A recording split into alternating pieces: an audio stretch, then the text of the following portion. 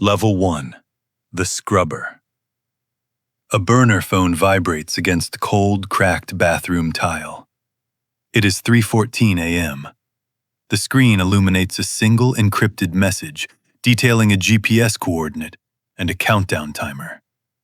You have exactly 42 minutes to reach a third-floor apartment in the industrial district before the local police receive an anonymous tip. You grab your pre-packed duffel bag, the heavy canvas smelling faintly of bleach and ozone, and you move into the night. This is the bottom of the ecosystem. You are not the architect of the violence, nor are you the client who paid for it. You are the janitor for the digital underworld. When a dark web assassination is executed poorly, when a hitman leaves a digital footprint or a physical mess that could compromise the network, you are deployed to sever the connection. You pick the lock on the apartment door, slipping inside with surgical shoe covers and heavy nitrile gloves. The metallic scent of blood hangs heavy in the stagnant air, mixed with the sharp odor of burnt electronics. The operator who came before you was sloppy.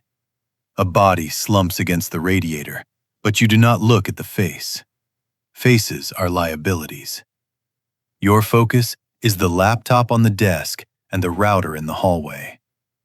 You pull a thermal drill from your bag, driving it directly through the hard drive platters of the machine. You douse the motherboard in a highly corrosive acid, watching the silicon and metal hiss into an unrecognizable black sludge. Marcus watches you from the doorway. He is the enforcer for the syndicate, the man who ensures the scrubbers do their jobs without pocketing anything valuable. He leans against the doorframe, chewing on an unlit match, and makes a dry, sarcastic observation about your frantic scrubbing technique. He notes that if you press any harder on the floorboards, you will end up cleaning the apartment downstairs, too. His grim humor breaks the suffocating tension in the room, but you know better than to laugh. You finish wiping the physical surfaces, bag the remains of the hardware, and slip out the fire escape just as the distant wail of sirens begins to echo through the wet city streets. Your payment arrives exactly 2 hours later. A deposit of 0.15 Bitcoin into a fresh wallet. You stare at the digital ledger, your hands still trembling slightly, realizing that this is what a human life is worth at the ground floor. Level 2. The Doxer. The blood is no longer on your hands. It is strictly on your screens. You sit in a room illuminated entirely by the harsh blue light of 6 staggered monitors. It has been 3 days since you last saw natural sunlight. You have proven yourself reliable in the physical world, which means the network trusts you with the precursor to the violence, the data. You are now the one who builds the target packages. Clients come to the hidden marketplace with a name, a grievance, and a budget. It is your job to turn that name into a physical vulnerability. You exploit zero-day flaws in smart home devices. You scrape location data from innocuous fitness tracking apps. You cross-reference property records, toll booth camera logs, and food delivery schedules. Right now, you are watching a mid-level corporate whistleblower through the camera of his own smart television. You note the exact time he pours his coffee, the specific brand of cigarettes he smokes on his balcony, and the precise blind spot in his building's security camera coverage. You are mapping his routine down to the second, turning his mundane habits into a comprehensive, fatal itinerary. You compile the dossier, encrypt it with a 4096-bit PGP key, and upload it to the Deaddrop server. Marcus drops by your apartment to deliver your hardware upgrades. He drops a heavy box of unregistered processors onto your desk and peers over your shoulder at the live feed of the target. He makes a disparaging comment about the target's poor taste in interior decoration, suggesting that the impending hit is doing the real estate market a favor. You smirk, but the expression feels heavy on your face. A cold numbness is beginning to take root in your chest. You are no longer reacting to the visceral reality of death. You are viewing human beings as a collection of data points, schedules, and vulnerabilities. You rationalize your complicity by telling yourself that you only provide the map. You do not drive the car. But when the notification chimes, confirming the target was found dead in his home, precisely where you indicated he would be, the quiet isolation of your room feels heavier than before. You are making more money than you ever thought possible, yet you check your own locks 3 times before trying to sleep. Level 3. The contractor. The digital barrier is gone. You are breathing the same air as the target. The transition was inevitable. The network requires operators who understand both the digital security of the dark web and the physical grimness of the act. You accepted a contract paying 800 Monero, a sum that eclipses a decade of legitimate wages. You sit in the passenger seat of a stolen sedan, parked 3 blocks away from a high-end restaurant. The engine is off. The silence in the car is deafening, punctuated only by the rhythmic tapping of Marcus's fingers on the steering wheel. He is acting as your spotter tonight, a silent evaluation of your transition from the screen to the street. The target is a rival network administrator, a man whose continued breathing poses a cryptographic threat to your syndicate. The dossier you received, the kind of dossier you used to build, indicates he will walk down this specific alleyway in exactly 4 minutes to reach his private garage. You check the suppressed firearm resting in your lap. The metal is freezing against your palm. Your heart rate is holding steady at 110 beats per minute. You have rehearsed the sequence of movements in your mind 100 times. Step out of the vehicle. 3 paces forward. 2 shots to the central nervous system. Retrieve his encrypted mobile device. Fade back into the shadows. Marcus checks his watch and offers a deadpan remark regarding the city's terrible traffic, suggesting that if you miss the shot, you will both be stuck on the interstate for hours. It is his unique brand of cynical motivation, a reminder that the mundane world still spins while you prepare to end a life. The target rounds the corner. You step out of the car. The streetlights overhead flicker, casting long, distorted shadows against the brick walls. You raise the weapon, your training overriding your lingering humanity. The sound of the suppressed shots is a quiet, sharp hiss, entirely swallowed by the ambient noise of the distant highway. You step over the collapsing figure, secure the heavy, modified phone from his jacket pocket, and return to the vehicle. You close the door. Marcus puts the car in drive, completely unfazed, and merges flawlessly into the late-night traffic. You stare at your hands. They are completely steady. You realize, with a cold, sinking feeling, that crossing the ultimate moral line was far easier than you ever imagined. You are a ghost, moving unseen through a world of the living. Level 4. The Dispatcher. You no longer hold the weapon. You command the people who do. Your physical world has shrunk to a heavily fortified penthouse, entirely disconnected from the grid. You are a middle manager in the architecture of murder. The darknet forum you operate receives dozens of encrypted requests daily. Scorned spouses, corporate rivals, political dissidents, and cartel lieutenants all funnel their grievances and cryptocurrency into your escrow accounts. Your job is to read the desperation in the encrypted text and match it with the correct talent. You manage a stable of 8 contractors. You review the target packages, negotiate the prices, and determine the operational viability of every requested hit. You are the filter keeping the network secure, weeding out the undercover federal agents and the hopelessly sloppy clients. You sit behind a massive oak desk, staring at a decentralized ledger that tracks millions of dollars in untraceable funds. You view human life strictly in terms of profit margins, risk assessment, and operational security. A politician in Eastern Europe is worth $300,000, but requires a 12% operational tax for the necessary bribes. A local informant is worth $10,000, delegated to your lowest-tier contractor. Marcus is now your primary cleaner and enforcer, managing the physical logistics you have outgrown. He walks into your office, tossing a burned-out GPS tracker onto your pristine desk. He complains bitterly about the amateurish mistakes of your newest recruit, making a deeply sarcastic comparison between the rookie's operational security and a toddler playing hide-and-seek. You slide a stack of physical cash across the desk to cover the cleanup costs. You are entirely detached from the grim reality of Marcus's complaint. The blood, the panic, the messy aftermaths.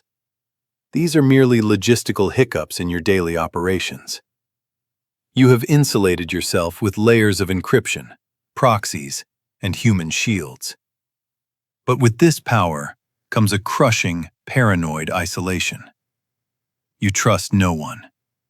Every incoming message could be a sting operation. Every contractor who misses a check-in window is a potential informant. You sleep in 2-hour intervals, your phone securely locked in a Faraday cage by your bed, your mind constantly calculating the structural integrity of your criminal empire. Level 5. The escrow. You are the bank. You have ascended beyond the management of street-level operators. You are now a trusted administrator for the largest decentralized assassination marketplace on the Tor network. The system operates on blind trust, and you are the anchor holding it together.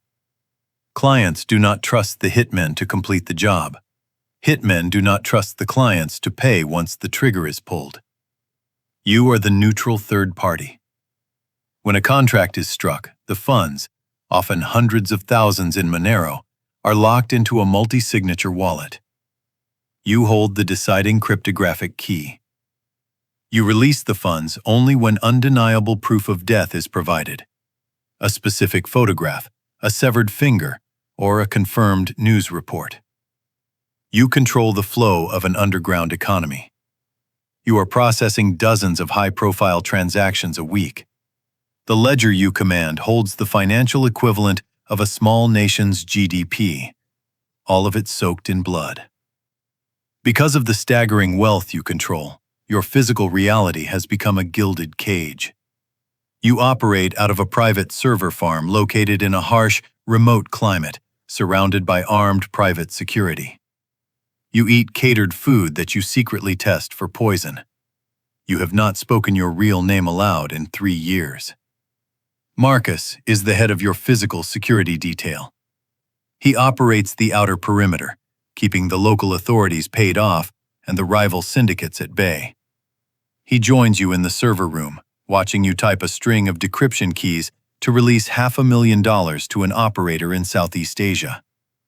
He makes a dry observation about the sheer absurdity of your life, noting that despite holding enough wealth to buy a private island, you still dress like a destitute college student and eat meals out of sheer necessity rather than pleasure. His dark humor is the only tether you have left to normal human interaction. The network demands absolute impartiality. You cannot show favoritism. You cannot show weakness. If a client attempts to defraud the system, you must penalize them relentlessly, absorbing their funds into the platform's treasury. You are no longer a person. You are a strict set of rules, an impartial, algorithmic god judging the finality of human lives. Your power is absolute within the digital walls, but you are acutely aware that if your true location were ever discovered, you would not survive the hour. Level 6. The Extortionist. The paradigm shifts. You realize the assassination is the least profitable part of the business. As the escrow administrator, you possess a terrifying data set. You hold the unencrypted chat logs, the financial routing numbers, and the deepest, darkest secrets of the global elite. You know which CEO ordered the death of his business partner. You know which prominent politician paid to have a journalist silenced. You stop simply releasing the funds. You begin archiving the leverage. The marketplace evolves into a sprawling blackmail operation. You reach out to the high-profile clients after the hits are completed. You do not ask for money. You demand systemic control. You force the CEO to manipulate his company's stock to benefit your shell corporations. You force the politician to pass legislation that creates blind spots for your money laundering operations. You have moved from taking lives to owning them. The power is intoxicating, a dark, heavy blanket that suffocates your remaining morality. You are pulling the strings of society from a subterranean bunker, watching the dominoes fall precisely as you calculated. Marcus transitions into your primary agent of extortion. He is the ghost who visits the clients in the dead of night, leaving a printed transcript of their dark web orders on their pillows. He returns from a trip to Washington, pouring himself a drink from your top-shelf reserves. He laughs a cold, hollow laugh, vividly describing the sheer, pathetic terror of a powerful senator who realized his entire legacy was resting on a single encrypted thumb drive. Marcus finds it immensely amusing that the men who run the world cry exactly like the low-level street dealers he used to bleed out in alleyways. You listen to Marcus, but the camaraderie is fading. He is a physical instrument, and you are playing a digital symphony. The gap between your intellects and your scopes of power is widening. You view him not as a partner, but as a potential point of failure. He knows too much about the infrastructure. He knows your habits. You begin quietly restructuring his access codes, boxing him out of the central architecture. The cost of ultimate control is the absolute eradication of trust. Level 7. The Market Architect. You rewrite the laws of the underworld. You have overthrown the original founders of the marketplace in a silent, bloodless digital coup. You own the root servers. You control the routing nodes.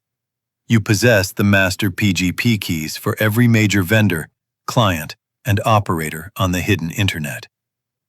You are no longer participating in the ecosystem. You are the ecosystem. Your interface is stripped down to the bare code. You watch the data flow like a digital river of malice and commerce. You set the tax rates on murder. You decide which syndicates are granted premium vendor status and which are banned, effectively ending their operations and marking them for death.